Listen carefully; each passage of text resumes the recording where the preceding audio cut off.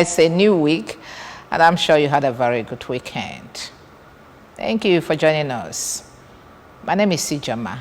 So do stand by now as we bring you press review.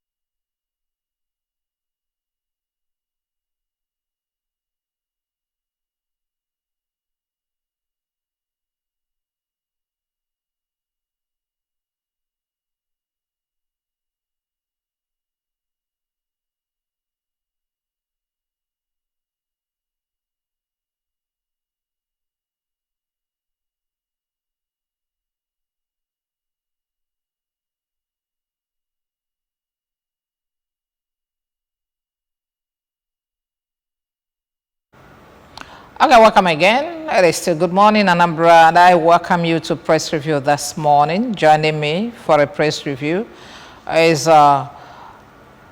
Sajeri Obodo. Sajeri Obodo is our public affairs analyst. Good morning, sir. Thank you very much, Nigerians in the Anambra. Good morning to you all. Okay. All right, in absence of our website news, let's hit the ground running on the front pages of the dailies we have coming for you this morning. We have Daily Sun, Vanguard newspaper, Punch newspaper, the Daily Independent, The Nation, The Guardian, and The Tribune. Okay, we're starting with the Daily Sun. The banner headline there says, Tinubu dragged to court over INEC appointments. Tinubu dragged to court over INEC appointments.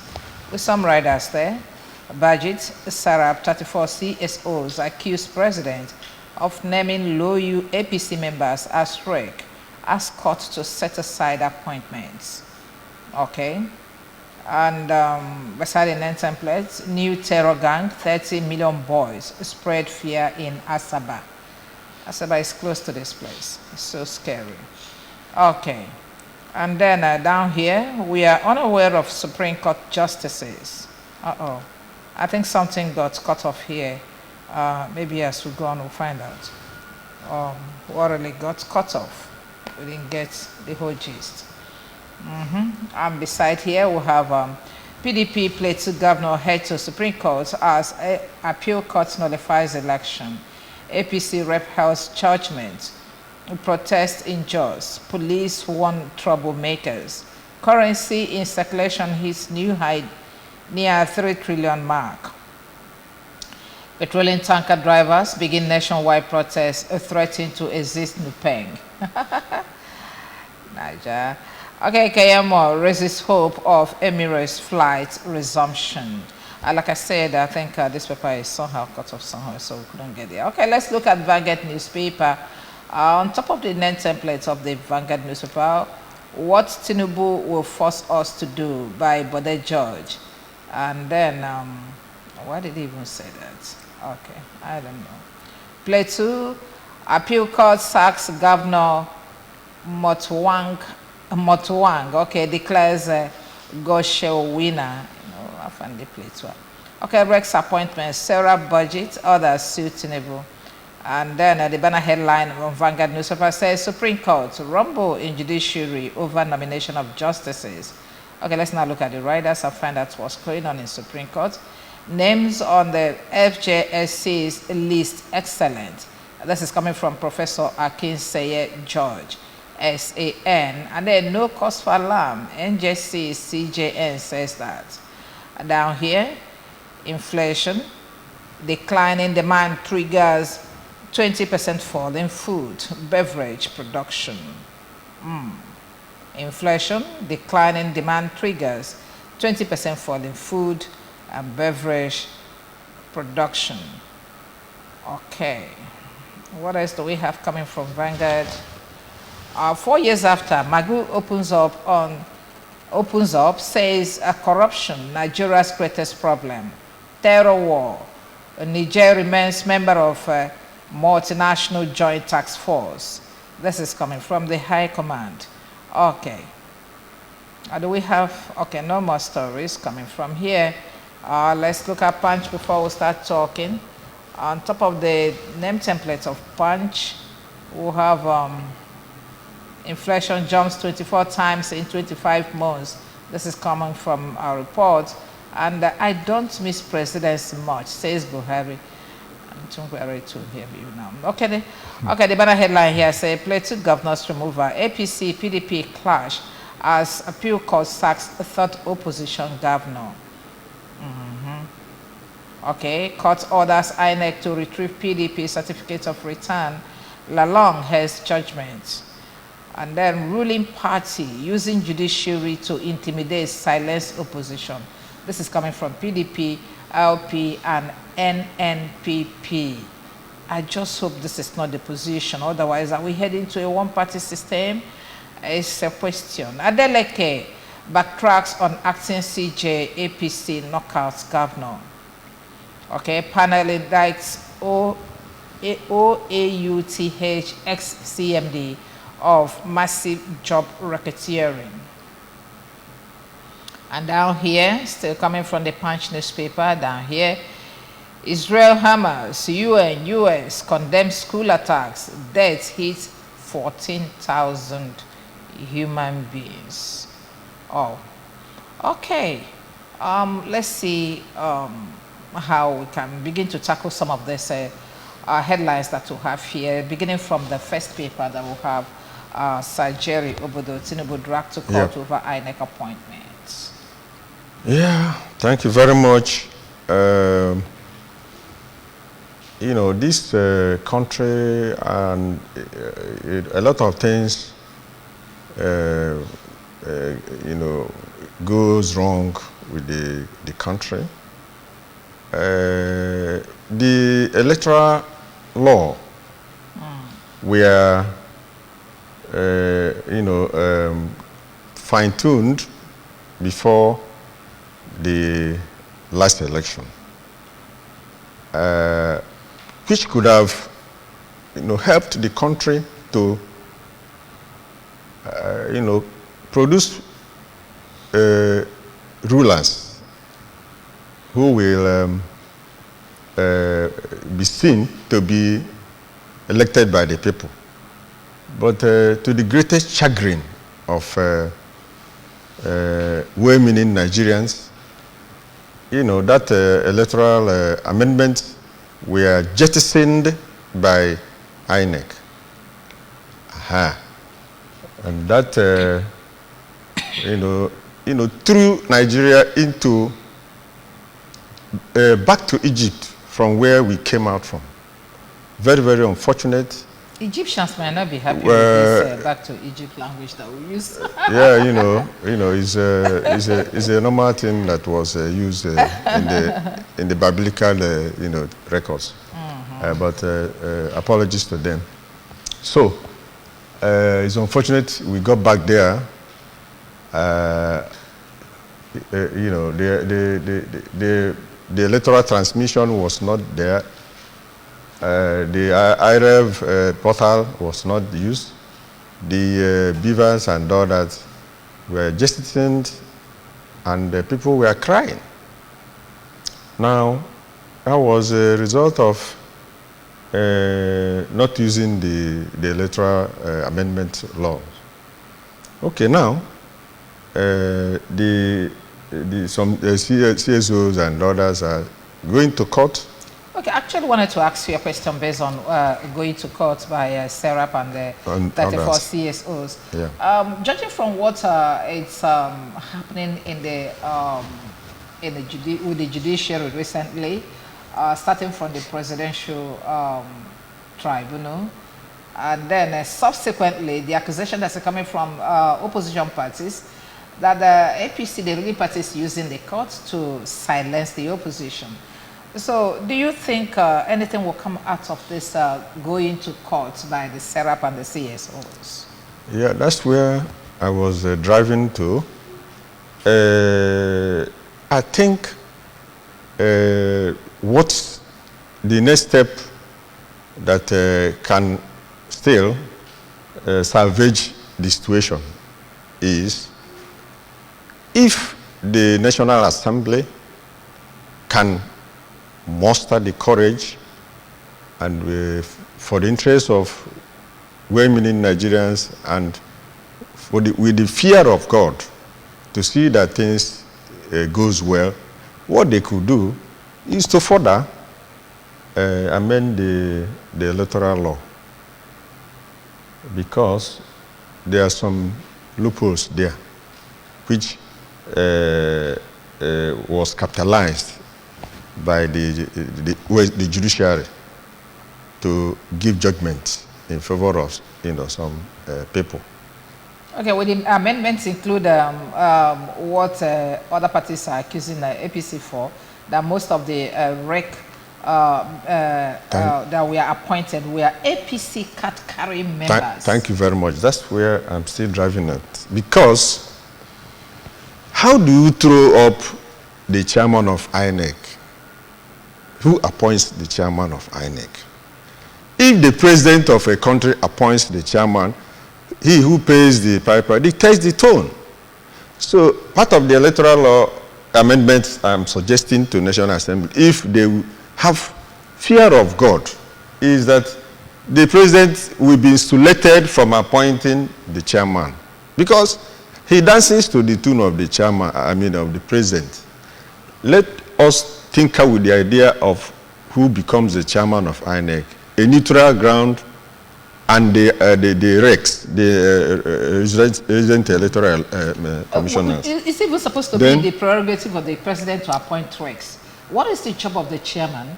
Okay. If like you say that the INEC, yes, INEC is independent as the name implies. Okay. Is the president supposed to appoint RECs? It's a minor job that's supposed to be done by the INEC chairman. If the chairman is appointed by the president, there's tendency that since he is loyal to the president who appoints him, invariably the RECs will be influenced by the president. My take is that the president should be removed from appointing who becomes the chairman. Let's tinker with the idea of who appoints the chairman and the RECs. Secondly, that whoever is announced by INEC will not be sworn in until the aggrieved parties go to court and exhaust the matter with the court. Then that's when the person is sworn in. Because if you are sworn in as a governor, as a president, the tendency is that you are using the state coffers to, fight the opposition. You know why I'm scared about the whole thing? It does appear we have jettisoned everything about rule of law, the constitution, and a whole lot of things, because I'm sure that there is a provision that if you are a political party, a member of a political party, as a matter of fact, you're not supposed to hold that post. The REC, as a REC or whatever, because how can you be in a Labour Party and then sitting for, I mean, being An umpire. no, just not just an umpire. You know, being in the panel that is judging between Labour Party and another political party, automatically there's this leaning towards your own party. That's correct. Okay, so why should we even be doing things that are not justifiable? I don't know. Okay, Even the judiciary itself are questionable. It's unfortunate that they are, tending, political leanings. It's unfortunate. In advanced climes, it doesn't. You just come up with a matter without looking at anybody's face. No matter whose ox is God, you give a judgment. We have seen that in Kenya. We have seen that in, local, African countries. Talk less of, advanced countries. Is it not the same thing that we are still talking about concerning appointment? If the president appoints the CJN tells the judiciary the line to toe in this kind of cases. Gone are the days when you say that you have 3 independent arms of government. Yeah. Because I don't know who is independent from the other again. Okay, let's talk more about on this judiciary thing. PDP Plateau governor heads to Supreme Court as Appeal Court nullifies the election. And somewhere, where did we see that one? I think it's on the Vanguard, Labour Party, NPP. Did I get that? Because sometimes I call them NNPC. Okay, and then PDP accusing judiciary, APC, by staffing them, removing their governors, removing those of them that won election under their party. With the judiciary, is it not the same problem of the president appointing the CJN and the CJN tells the court or the judiciary what to do? Where are we headed with this? And is there any hope at all? Well, it's unfortunate that that is playing out, but I can tell you that our people are becoming so corrupt, so materialistic that a judge, could be corrupted with, the things of the world, material things. One is that since there's a separation of power, the executive seems to be marginalizing the judiciary, and in that way, try to woo them to their side. Why I say so is that the judiciary is supposed to get their funding directly from the budget and, and be independent. But the executive try to, starve them of, the funding and others, making them go, cap in hand begging for fund. And he who goes borrowing and, goes sowing. So I think that if the government could maintain the independence of judiciary, give them all the necessary work to do, that will go a long way from checking them from being corrupted by the politicians and by everybody. That's a way to go. Okay, from Vanguard, I think that story also trended in the Daily Sun, where we say we are unaware of Supreme Court justices. Like I said, we didn't get full, detail of that because somewhere along the line it got cut off. But on Vanguard, we saw the same story saying Supreme Court rumbling judiciary over nomination of justices. And where I want to look at is where the NJC and CJN say no cause for alarm. I think there's a kind of opposition about who is appointed and by who and for what, looking at what do you call it, the problem we are suffering here, what do you call it now, ethnicity and religion, okay? And then some people raise alarm that appointment is not in order. But here, NJC And then CJN is saying that's no cause for alarm, that the excellent, okay, these other people say that the names on the FJC's list are excellent. Okay, I don't know. Is it that there's a spell that has been cast on citizens of this country, that even when you see things that are not going well, you still say that there's no problem? Maybe because you are not directly affected, or because it's your ethnicity, it's your religion, or I don't really understand when we got to where we are now. That's why, you know, when some people, you know, call the black man black monkeys, you know, they protest. But from what the attitude, you can, you know, ascribe such to them. Tell me how. Okay, for instance, before the judgment of the Supreme Court, people were agitating that the number are far less than what constitutes the Supreme Court. And in that, the number they have, for instance, the Southeast were left out of that number. Can you imagine that? The Southeast were left out from the justices that constitute that panel. You know, so that tells you that you know, the CJN, in order to see that you know, some interest or opposition were not there, deliberately, you know, left out those appointments until after the judgment. I think they've now appointed some judges from the Southeast. But why didn't he do that before the Supreme Court, you know, judgment on the election matters? So that to tell you that, like you said, it's like a spell, and you know, I don't know if the whole thing, you know, has made Nigeria very, very dysfunctional. Is it in the energy sector? Is it in the houses? Nothing works without, you know, people cutting corners and doing corruptive things. You know, so it's really disturbing. It's really disturbing.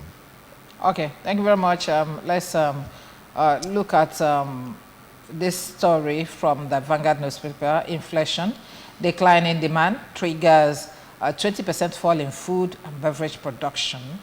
Do you know what this is talking about and the kind of dangers we are about to face? Okay, because that simply means that most companies are going to fold up very soon because people don't buy again. Okay.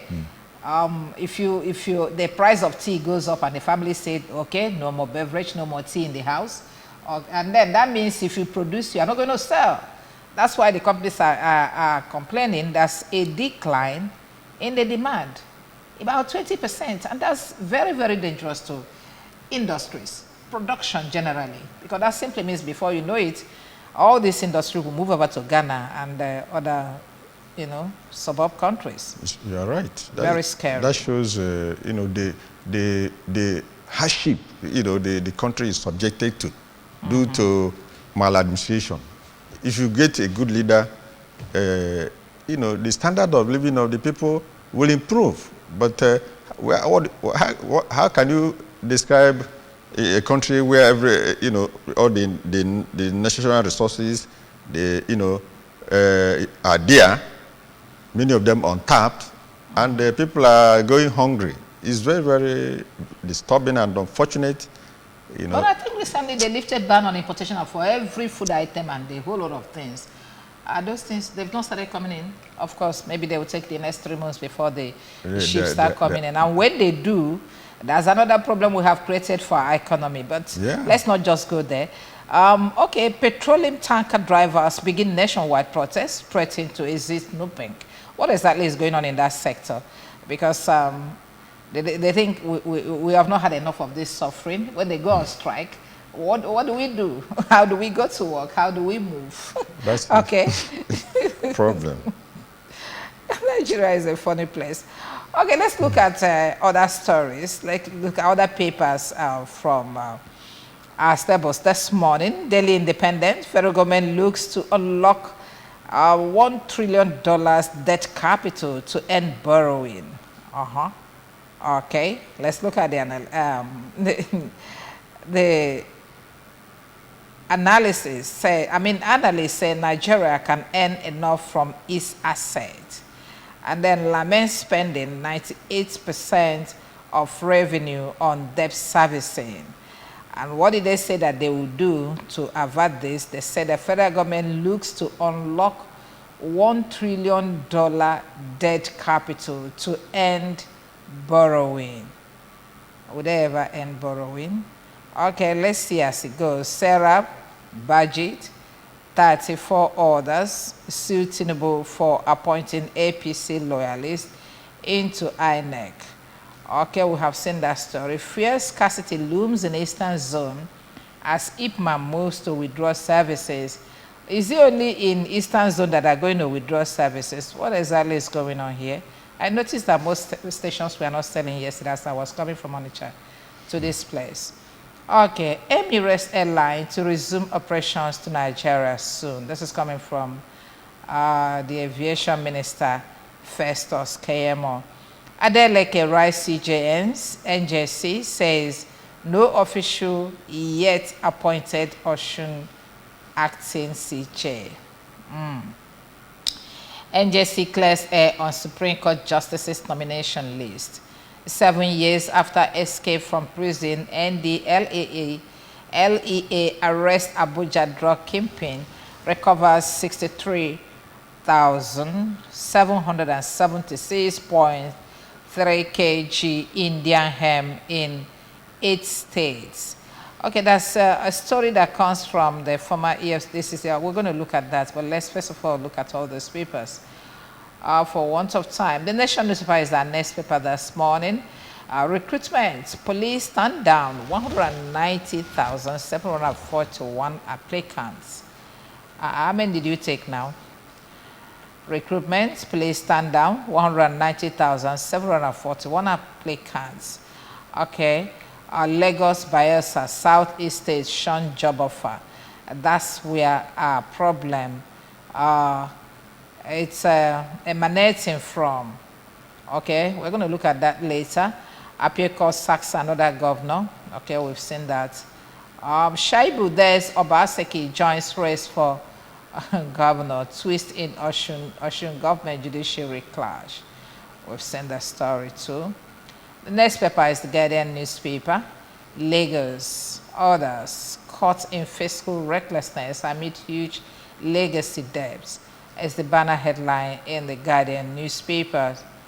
Okay, do we have another story coming from there? Their front page is usually very busy, very, very busy. We don't know which one is advert and which one is story. Caustic retirement speeches reflective of discontent in judiciary. Concerns over Tinubu's flurry of appointments reversal. Okay, well, I've seen this story too. Magu breaks silence, okay, after 4 years, express corruption war, we're coming to that. Amend the CBN Act to insulate it from politics. Are they possible? Okay, top military officers mourn as COS Chris Ali passes at 79. Too bad. May his soul rest in peace. Okay, the last paper this morning is the Tribune newspaper, the Nigerian Tribune. Persistent inflation, dollarization of economy disturbing. This is coming from Obaseki. Persistent inflation, dollarization of economy disturbing. Where you guys started by going to primaries with dollar, paying your primary. People are going to nominate you in the primary level of the election with dollars. You didn't know what was coming up. Okay, today we earn less. Okay, let's look at that. Today we earn less, but our demand for foreign exchange is more.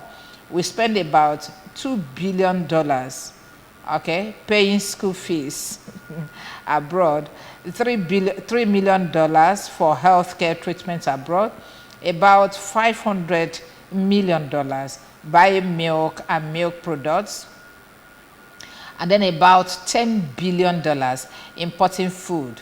We no longer earn dollars as we used to, but the dollars keep going up. We will deal with inflation for a long time. Inflation in Nigeria has, has gone up to almost 30% today. Who can borrow money and pay interest at 30%? It's not possible. All this are coming from Obaseki. Obaseki is the governor of Edo State. Is he still there? Okay, the election is still coming. It's still there, yeah. Okay. All right. Osun PDP APC in word of words as Adeleke denies the appointment of acting C chair. Can somebody just wake up and say that he has been appointed as the CJ when there was no actual appointment? Yeah. Okay, 2024, no zoning formula exists in Edo. This is coming from Shaibu. Shaibu is the deputy deputy governor of Edo State. Okay, says he is best prepared to be the next governor. I think he started with this and started having problem with his principal. He shut up and apologized, and now he's coming up again. Nigeria is a funny place. Okay, let's look at Magu and his revelation.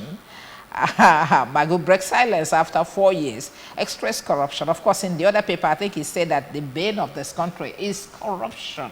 That this country is not going to go anywhere except you deal with corruption. But the last administration, the administration of Buhari, Muhammad Buhari, said that he is a corruption crusader, that he has dealt with everything corruption for the past 8 years, for the 8 years that he was there. The corruption resurrects, after Buhari handed over to Tinubu.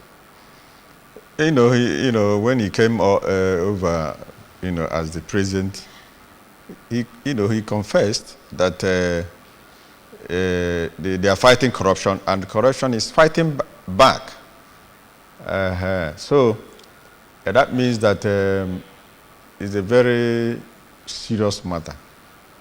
The unfortunate thing is that he who goes to equity must approach it with clear hands. Most analysts, like my humble self, we see that his mission dead on arrival. Why did I say so? Some appointees in his cabinet were people that are fingered as corrupt governors, corrupt former senators, corrupt former House of Reps members, and all that. Now, one would have expected that, since the people are raising such alarm about for instance, Minister of Transport then, and so many others, he should have said, okay, this is what the people are saying, please, can you step aside and all that. If he had done that from the ab initio, that will, boost the image of his government. But that he didn't handle that matter, people did not took him serious, I must confess. And he played out, because, the ministers and all that, since the background they are coming from, seem to be tainted with corruptive tendencies. They went on, and he didn't succeed in that crusade.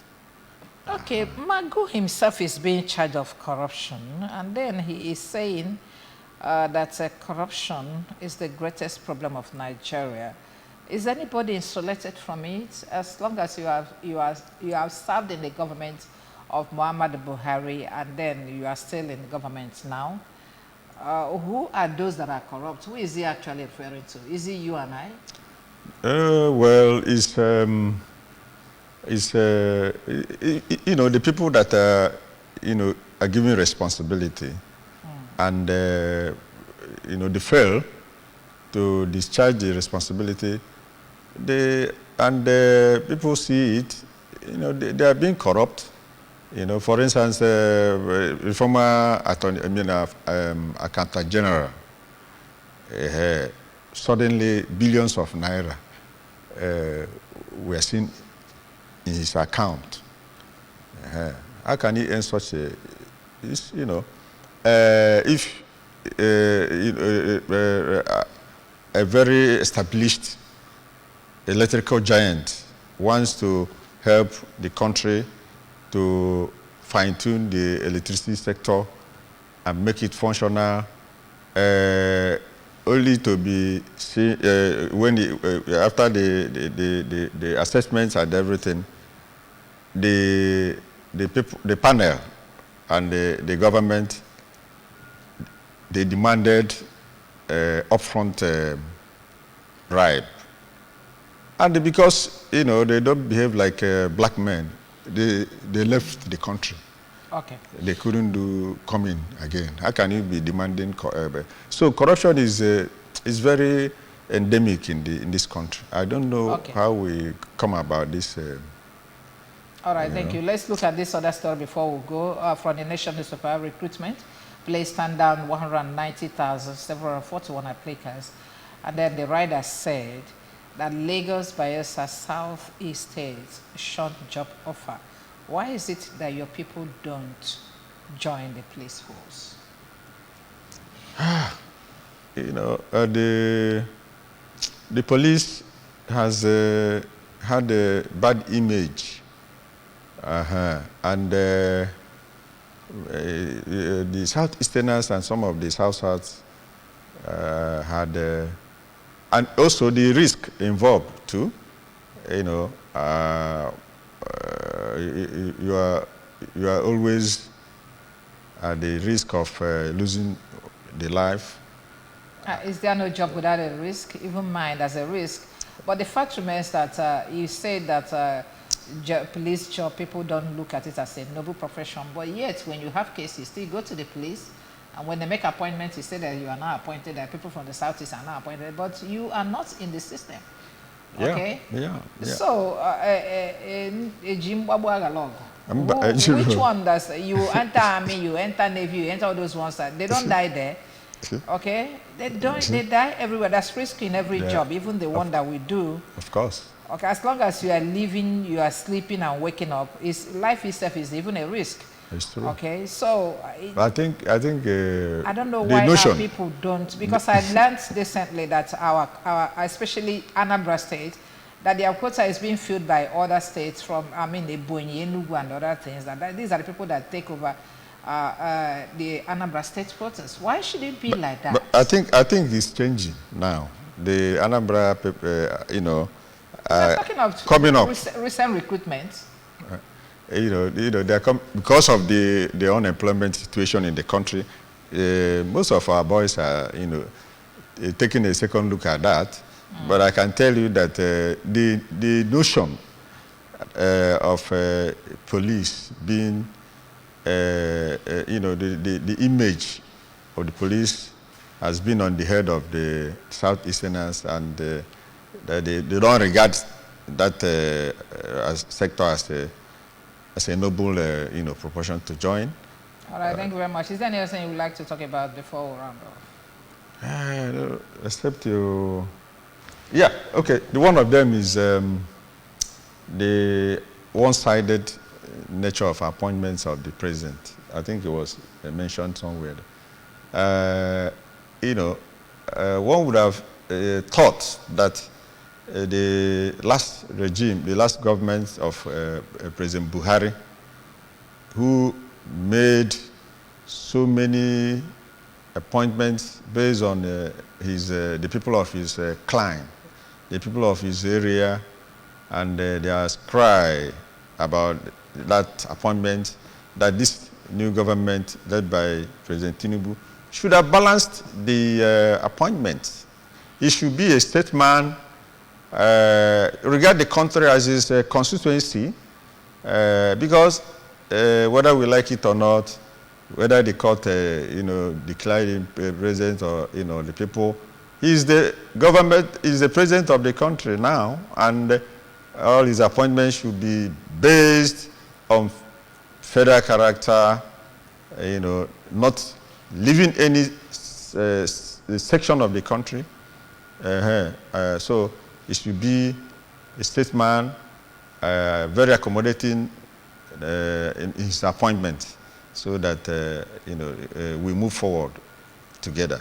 Thank you very much. All right, thank you very much, Sir Jerry Obodo, a public affairs analyst. Thank you very much for joining us this morning. Thank you for having me, ABS Nigerians. Let's do it again. Okay, and that's where we're drawing our curtain for this morning's newspaper review. Join us in our discussion segment in a while. My name is Sichoma.